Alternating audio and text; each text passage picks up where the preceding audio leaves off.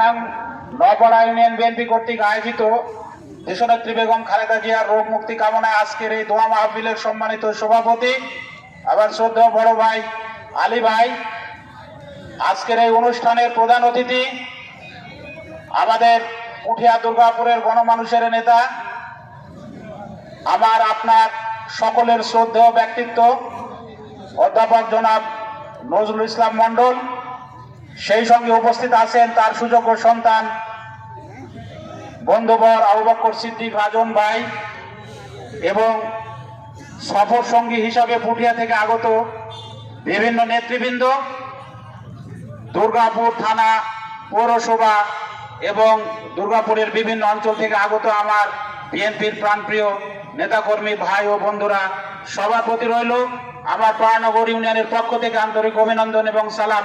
আসসালামু আলাইকুম ওয়া রাহমাতুল্লাহ। আসলে রাত্রি হয়েছে, সময় কম, অনেক কথা বলার ছিল, দু একটি কথা বলে আমি শেষ করব। বলেন। আজকে বিএনপি দেশের ক্রান্তি লগ্নে প্রতিটি সময় দেশের হাল ধরেছে।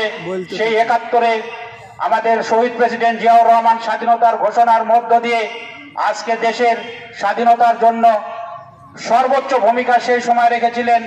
তার পরবর্তীতে ১৯৭৫ সালে গণঅভ্যুত্থানের পর আবারও সেই জিয়া দেশকে রক্ষা করার জন্য তিনি সেনাবাহিনী থেকে রাষ্ট্রনায়কে পরিণত হলেন।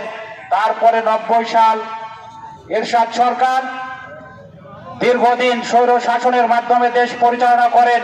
তার হাত থেকে দেশকে রক্ষা করার জন্য আমাদের প্রাণপ্রিয় নেত্রী বেগম খালেদা জিয়া আবারও দলের হাল ধরে ৯১ সালে আবার দেশের দায়িত্ব নেন। এই ধারাবাহিকতায় আবারও আওয়ামী সরকার ৮ সাল থেকে ২৪ সাল পর্যন্ত যে নৈরাজ্য দুঃশাসন এর হাত থেকে রক্ষা করার জন্য আবারও বিএনপি সামনে এসে হাজারো মানুষের জানের বিনিময়ে এই ফ্যাসিবাদ সরকারকে ৫ই আগস্ট বিদায় করেন। এইভাবে প্রতিটি সময় বিএনপি দেশের হাল ধরেছেন এবং দেশের মানুষ বিএনপির কাছে নিরাপত্তা পেয়েছেন। ঠিক একই ধারাবাহিকতায় আজকের আমাদের যে প্রার্থী অধ্যাপক নজরুল ইসলাম চাচা, ঠিক বিএনপির যে দুঃসময়, এই দুঃসময়ে কিন্তু উনি বারবার আমাদের মাঝে এসেছেন। ২০০৮ সালে যখন অনেকেই ভোট করতে সাহস পান নাই,